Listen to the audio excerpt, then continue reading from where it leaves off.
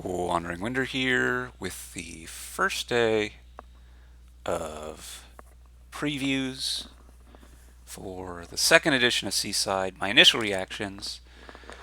We've got three cards today, and the three cards they're replacing, which is confusing with the first thing because it's replacing a blank card. What do you know? We're going from 25 to 26 cards. Shouldn't be surprising if you've been following, but who cares? I'm not going to talk about the blank card because it's blank. Um, Apparently, I'm going to talk about the blank card. Yeah, blanks are great. I like them. Um, Probably not really worth the value as a game piece, though. So, sure, yeah, you want an actual card. Great. Let's move on. Astrolabe, this new card we're getting. 3 cost treasure duration. Oh, we're going crazy on the treasure durations. We have the technology now. Let's just keep making them. Gives you a money and a buy now, and it gives you a money and a buy at the start of next turn. Great. I don't know what there is to say about that. Um, It's very similar economically to Fishing Village or Lighthouse, of course. It's a treasure, so you can't draw it dead, but yeah, I mean, those cards are less money providative. That's totally a word, Wandering Winder. Than silver typically, but they draw a little bit better. It, they're not great. This one gives you a buy. If you need a buy, it's fine. If you don't need a buy, it's fine, but you're not going to get it. Um, Great, great. I mean, really, what is there to say about this card? It's simple. It's fine. It's an okay plus buy card, but it's pretty much what it is. It's like, honestly, it looks like it replaces Woodcutter. Whatever, let's move on. Embargo is getting replaced by Blockade. Blockade is a 4 cost action duration attack. Gain a card costing up to 4, setting it aside. At the start of your next turn, put it into your hand. While it's set aside, when another player gains a copy of it on their turn, they gain a curse. So first of all, let's forget the other player business, which is not a great thing to forget because, it's kind of the point of the card, I think. But let's forget the other player business and look at um, just this thing as a card. And this thing as a card as a workshop, it's reminiscent of Conjurer, right? Which is one of the piles from what was the newest expansion? Allies. It's one of the mixed piles. It's like the second card in the Wizards or something, right? Where it's this duration workshop. Except that one, you stick the Conjurer in your hand, and this one, you stick the card in your hand. I think that's how that works. I haven't played that much with those cards. Um, so yeah, this unlike that card, you're only going to be able to play it every other turn. Um, and it gives you reliability with the gain to hand. Probably more like what's the name of that 5 cost one? Cobbler. The knight card? Yeah, Cobbler. So it's like a Cobbler, except it's a terminal action and it's cheaper and all the other differences. So we should probably talk about the attacky bit. Um, yeah, it's it's kind of interesting. I always thought the thing with embargo was embargo promoted you having, well, I mean, it promoted a number of different things. Mostly it promoted like having a 5-2 or whatever. But strategically, it would promote you having a different strategy, right? I'm going for these cards and you're going for those cards, and I get an embargo, and I embargo the key card to your strategy because it doesn't matter to me. And that doesn't really work here um, because you don't want to gain that card. And you can gain that card, but then you're like moving more towards their strategy, right?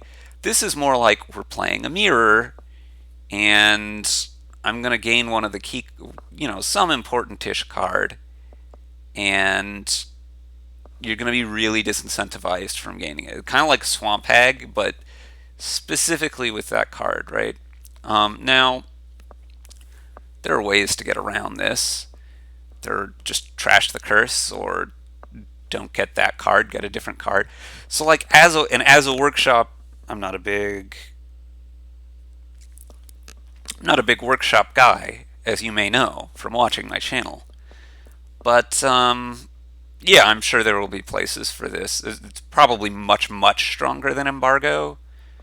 Um, yeah, kind of interesting for a rush because it really disincentivizes your opponent from contesting the thing with you, like you're going for Silk Roads or whatever, which is probably honestly mostly helping them because if you're trying to play against a rush, I mean, if the rush is just the good thing and you're in a mirror, then it's kind of miserable luckfest. Like, do I get my things at the same time as you or not? Like, um, you can chain these, I guess. I don't know, but like, whatever. It's fine. It's probably um, better than Workshop on average, but like you can't do gain and play and stuff. I don't even know if it is. It's probably about like Workshop on average. I don't think Workshop's that strong, but I mean this is probably stronger than Embargo. Except Embargo costs 2. Yeah, I don't know. And this one can't be commanded because it's a duration. The commands mostly, at least, don't let you do durations. Whereas Embargo, you could at least have your captain be a merchant ship. I don't know. Let's move on. Ghost ship getting replaced by Monkey, which is totally different until your next turn. So Monkey is a 3-cost action duration, and it gives you a money and a buy. No, it doesn't. This is what the first thing should have been named, right? The Astrolabe should have been named Monkey, and Monkey should be named Astrolabe. Petition to change those names. Anyway, until your next turn, when the player to your right gains a card plus a card, and at the start of your next turn plus a card. So this is like the reverse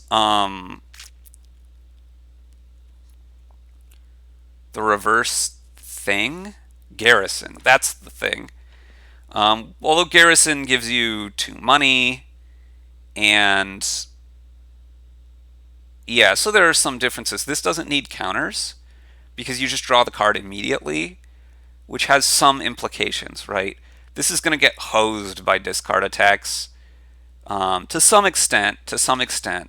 Although it's probably okay against a lot of the discard attacks if a lot of the gaining they're doing is buying. So unless the discard attack can somehow happen after they've bought or at least gained most of their cards on this turn, this could actually be good against discard attacks. Plus a card next turn is pretty weak for a duration, so if they're not gaining any cards, this is not good.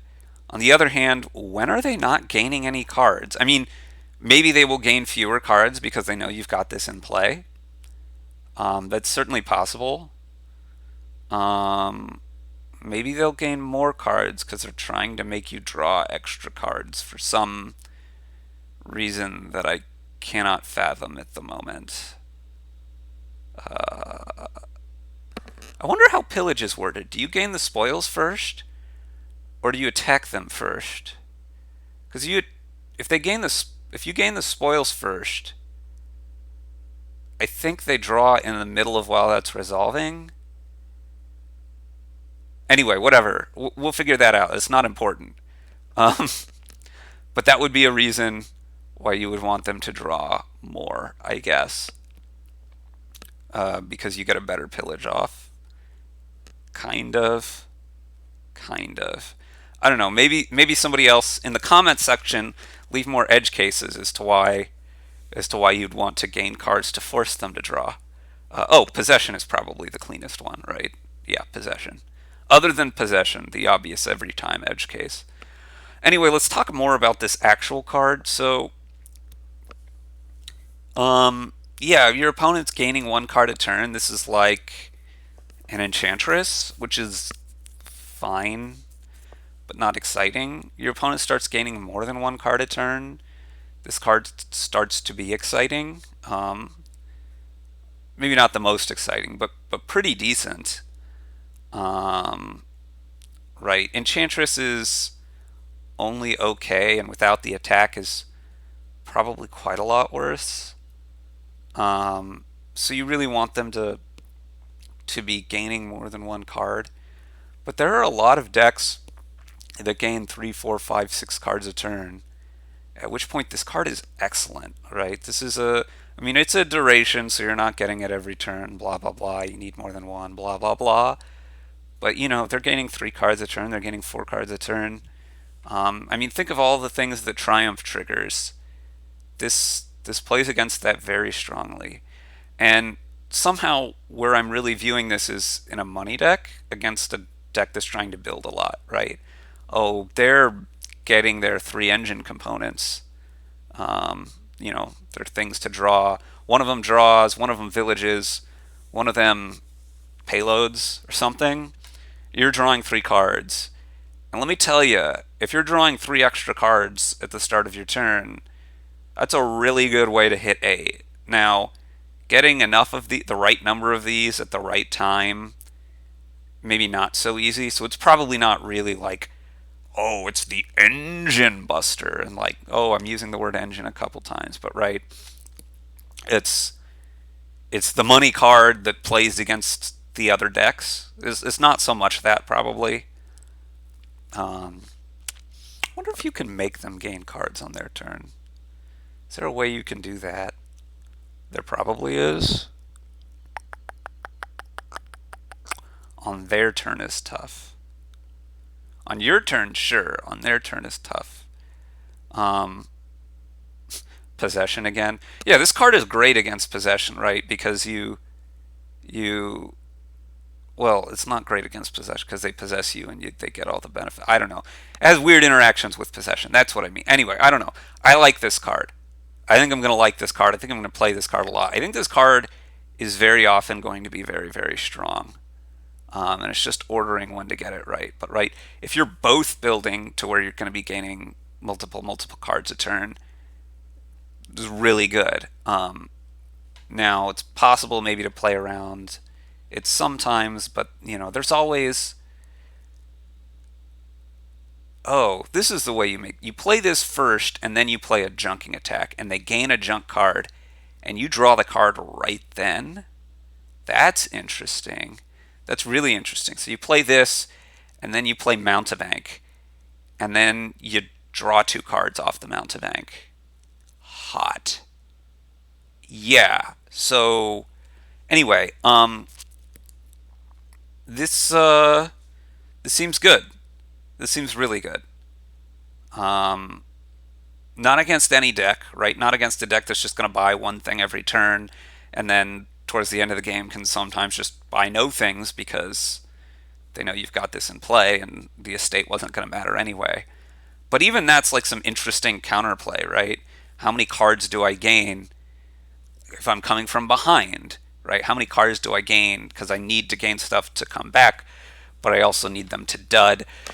So yeah, there's probably a lot of interplay here, and it advantages you being ahead, probably, which could be money, but doesn't necessarily have to be.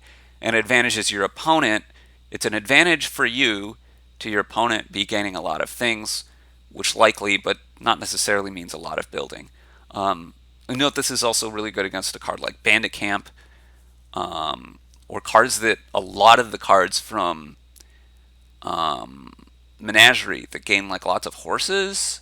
This card is going to draw a lot of cards against cavalry or things like that. If you're playing a deck that's full of paddocks, like your opponent plays 4 paddocks and gains 8 horses, and that's really good for them because they got 8 money and 8 horses. But you're also drawing 9 cards at the start of your next turn, plus whatever they bought. So like that's probably your deck. And that's the last thing I'm going to note here. That is probably something to watch out for. When your opponent is doing all that, you you're gonna get to this weird situation where um, you play one of these, your opponent does their big gainy business. You're gonna draw your whole deck off of just one of these, right? You draw, they've gained 9 cards. You draw 5 to start with. You draw an extra 9 cards. That's like pretty close to your whole deck. So you're only going to want one per turn because anything else is overkill, right? Well, the issue there is then they just are like, oh, well, if you're using this for all your draw, um, then they just take one turn and they're like, well, I'm not going to gain anything this turn.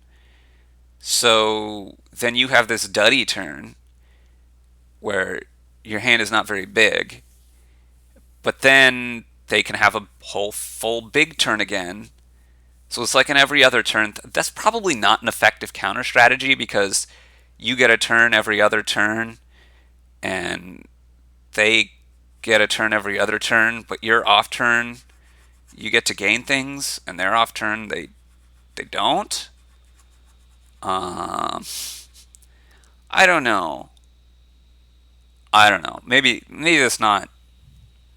It's probably not an effective counter strategy mostly. Although, like, if your deck is big enough, because this was drawing you like 15 cards, then it might be that they get to multiple turn dud you. Because, yeah, I don't know. It's interesting.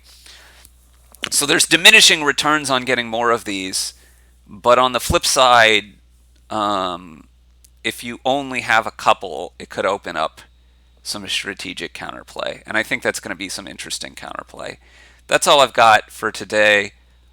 Monkey seems good, pretty darn good and interesting. Not a great opener. Blockade, I'm not high on workshops, but there's some strategic stuff there. Astrolabe, if you need a woodcutter, you need a woodcutter. This is better than woodcutter, but whatever, because it gives you the buy, right? It gives you the buy, which is mostly what you want. It gives you it over 2 turns, which is nice. Whatever, fine. Thanks for watching. We'll be back, I think, tomorrow. I think.